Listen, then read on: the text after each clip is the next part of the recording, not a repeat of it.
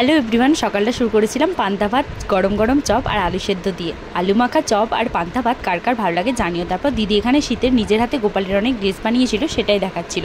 তারপর দিদিভাই বললো গোপালকে একটু স্নান করিয়ে দিতে, আমি করিয়ে দিচ্ছিলাম। সত্যিই ভীষণ ভালো লাগছিল।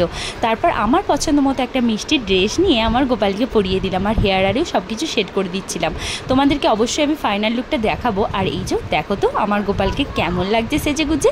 তারপর বেরিয়ে পড়েছিলাম। একটা মাতাজি আমাদেরকে ইনভাইট করেছিল পাশেই, রামের মা। তোমরা অবশ্যই আগের ভিডিওতে হয়তো আমার দেখে থাকবে কোন মাতাজির কথা আমরা বলছিলাম। তারপর রোদের মধ্যে সবাই মিলে একদম বেরিয়ে পড়েছিলাম যাওয়ার জন্য। বেশি দূরে ছিল না, কাছাকাছিই ছিল।